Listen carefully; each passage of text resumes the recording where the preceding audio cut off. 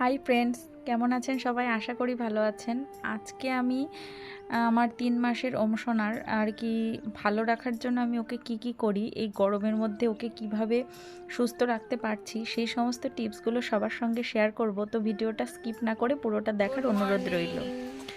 এখন বাজে সকাল 7টার মতো, আর সোনা এখন ঘুম থেকে উঠে গেছে। আর ঘুম থেকে ওঠার পরে ও একটু আদর খেয়ে নেয়, সেটা আমার কাছে, ওর বাবার কাছে, আর এই যে এখন ওর বড় দাদার কাছে আদর খাচ্ছে। এরপরে ওকে আমি ক্লিন করিয়ে দিই। তবে তার আগে আজকে ওকে একটুখানি বাইরে ও ঠাম্মি নিয়ে বসেছিল, কারণ সকালবেলাটা যদি খুব গরম বা খুব ঠান্ডা না পড়ে তাহলে বাইরে একটুখানি ওদের ঘুরিয়ে নিয়ে আসলে কি হয়, ওদের মুডটা ফ্রেশ হয়ে যায়। কারণ রাত থেকে বা বিকাল থেকে বা সন্ধ্যা থেকে তোরা বাইরে থাকে, ঘরে থাকে, সেই জন্য ওদেরকে একটু বাইরে নিলে পরে ভালো লাগে। তো প্রথমে গরমে ভালো রাখার জন্য প্রথমে যে জিনিসটা আমার মনে হয়, ডাইপার সবসময় পরিয়ে না রাখার জন্য, তার জন্য সোনার জন্য আমি এই ধরনের কাপড়ের ন্যাকড়া ব্যবহার করি, যেগুলো একদম ডেটল দিয়ে পরিষ্কার করা হয় প্রত্যেক দিন। তো এগুলো করলে কি হয়, বাচ্চাদের সকাল থেকে হয়তো আমি তো রাত 10টা পর্যন্ত এই সমস্ত কাপড়ের ওপরেই রাখি, ডাইপার পরাই না, তাতে ওদের ডাইপার র্যাশ বা ওই সমস্ত সারাউন্ডিং এলাকাগুলো আর কি ভালো থাকে। সেই ক্ষেত্রে আলাদা কোনো প্রোটেকশান বা নেওয়ার প্রয়োজন হয় না। তারপরে সকালবেলা ঘুম থেকে ওঠার পরে ওদের আই ক্লিনের জন্য আমি এখানে দুটো কটন বল নিয়েছি। এটা যে কোনো কটন বল আলাদা করে কিনতে পাওয়া যায়, বা যে কোনো কটন নিলেই হয়, বা সুতির ন্যাকড়াও মাঝে মাঝে ব্যবহার করি। যখন শীতকাল ছিল এটা হট ওয়াটার নিতাম, সামান্য ঈষদুষ্ণ গরম জল। এখন যেহেতু গরমকাল, তাই ওটা ঠান্ডা জল দিয়ে আমি ওর আই দুটোকে ক্লিন করে দেব, তবে খুব আলতো হাতে। একটা কটন বল একটা চোখেই ইউজ করা যাবে, পরবর্তী চোখের জন্য আবার আরেকটা কটন বল নিতে হবে। ভিডিওটাতে আমি এমন কিছু কথা বলতে চলেছি যেটা আমার নিজস্ব অভিজ্ঞতা থেকে, তাই ভিডিওটা পুরোটা স্কিপ না করে দেখার অনুরোধ রইল, যাতে আপনাদের ছোট বাচ্চাদেরও বা সোনামণিদেরও এইভাবে যত্ন নিতে পারেন। এখানে আমি অ্যাপোলোর বেবি ওয়াইপস ইউজ করছি। অনেকে ড্রাই টিস্যু ব্যবহার করে থাকেন, আমি এখানে ওয়েট টিস্যুই ব্যবহার করি ওর মুখটা মোটামুটি ক্লিন করার জন্য।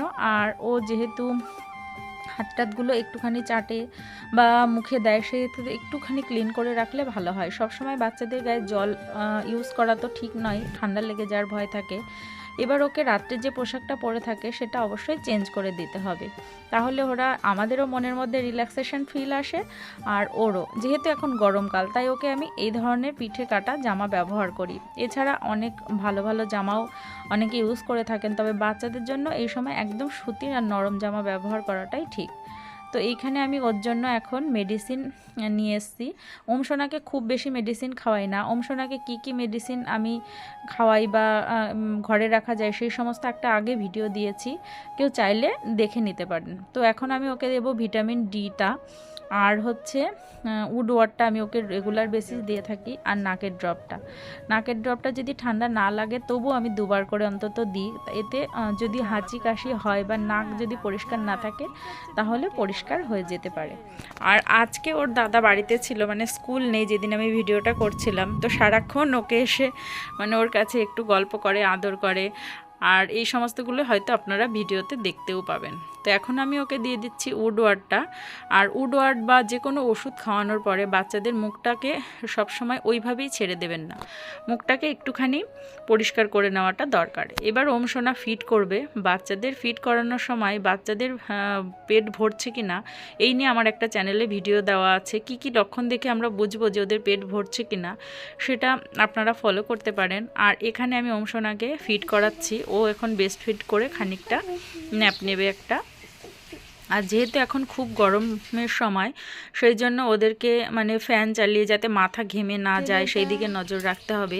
আর বাচ্চাদের বেস্ট ফিড করানোর জন্য মায়েদেরকেও তো ফিট থাকতে হবে, তাই না? এখানে খেয়ে নিচ্ছে আমি মৌরির জল, এটি ব্রেস্ট ফিডটা খুব বেশি আর কি হয়, সাপ্লাইটা ভালো হয়।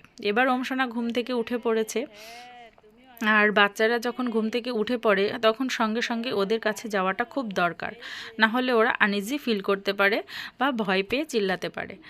আর এরপরে আমি আবার ওকে ফিট করানোর পরে খানিকক্ষণ পরে ওকে দেব ম্যাসাজ। আর ফিট করানোর সঙ্গে সঙ্গে কিন্তু ওদেরকে ম্যাসাজ দেওয়া ঠিক নয়, ফিট করানোর খানিকক্ষণ পরে ওকে ম্যাসাজ দিতে হবে। ম্যাসাজ দেওয়ার পরে ম্যাসাজ দেওয়ার সময় একটা কথা বলে রাখি, যেদিন ভীষণ গরম পড়ে, খুব ঘামতে থাকে, তখন কিন্তু আমি ওমসোনাকে অয়েল ম্যাসাজটা দিই না।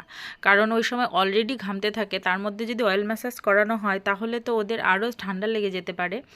আর যদিও বা ম্যাসাজ করানোর প্রয়োজন হয় তাহলে ঘরে আমি হালকা ফ্যানটা ছেড়ে রাখি আর তারপরে ম্যাসাজ দিই, যাতে ওদের গাটা মানে ম্যাসাজ করানোর সঙ্গে সঙ্গে ঘামতে না থাকে। আর ম্যাসাজ করানোর সঙ্গে সঙ্গে অবশ্যই কিন্তু দিতে হবে টামি টাইম। 3 মাসের বাচ্চাদেরকে অবশ্যই টামি টাইম দেবেন। আমি ওমসোনাকে 1 মাস পর থেকে টামি টাইম দিই। আর টামি টাইম দেওয়ার ফলে দেখুন ওর ঘাড়টাও এখন কিন্তু যথেষ্ট শক্ত হয়ে গেছে। টামি টাইম দেওয়ার বিভিন্ন উপকারিতা বা সাবধানতা সম্পর্কে আমার চ্যানেলে একটা ভিডিও দেওয়া আছে, কেউ না দেখলে পরে অতি অবশ্যই দেখে নিতে পারেন। সঠিক পদ্ধতিতে টামি টাইম না দিলে পরে কি কি ক্ষতি হতে পারে সেখানেও আমি এটা নিয়ে আলোচনা করেছি। তো এখানে ওমসোনাকে টামি টাইম দেওয়ার পর স্নান করাতে নিয়ে যাওয়া হবে। আর স্নান করানোর সময় কিন্তু ওকে তেল মালিশ করার বেশ খানিকক্ষণ পরে আর কি গ্যাপটা দিতে হবে, কারণ তেল মালিশ করার সঙ্গে সঙ্গে বাচ্চাদের কিন্তু গা গরম হয়ে যায়, সেই সময় হঠাৎ করে স্নান করালে ওদের ঠান্ডা লেগে যাওয়ার ভয় থাকে। আর হ্যাঁ, ওমসোনাকে কিন্তু আমরা রোদ্রে জল দিয়ে মানে সেই জলটা উষ্ণ গরম করে নিয়ে তারপরে স্নান করাই। আর ওমসোনাকে আমি 3 মাস পরে একদিন শ্যাম্পু করিয়েছি। আর মাথায় ওর বডি লোশন মানে গায়ে বডি ওয়াশটা খুব কমই দিই, কারণ ওদের গায়ে এত কিছু নোংরা থাকে না যে ঘষে ঘষে সেটাকে তুলতে হবে। আবার এমন নয় যে দিলামই না, আমি ওকে সপ্তাহে একদিন বডি ওয়াশটা দিই। তবে যখন দেখি ঠান্ডা লাগার ভয় আছে সেই সময় কিন্তু ওকে বেশিক্ষণ স্নান করাই না, দিয়েই তুলে নিই।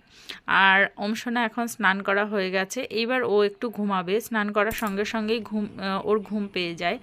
আর এই সময়টা আমি ওকে একটুখানি নিয়ে আদর করে তারপরে কিন্তু ঘুম পাড়িয়ে দিই। 3 মাসের বাচ্চাদের যেহেতু কলিক পেন শুরু হয়ে যাওয়ার ভয় থাকে, সেই জন্য ওদেরকে মেডিসিন আর সমস্ত কিছু ঠিকঠাক দেওয়াটা জরুরি। আর যেহেতু এখন গরমের সময়, সেহেতু প্রচণ্ড মশার উৎপাত থাকে, হয়তো ছোট মশারি বা বড় মশারি যে কোনো মশারির মধ্যে ওমসোনাকে রাখবেন। ওমসোনার দুটো ছোট ছোট মশারি আছে।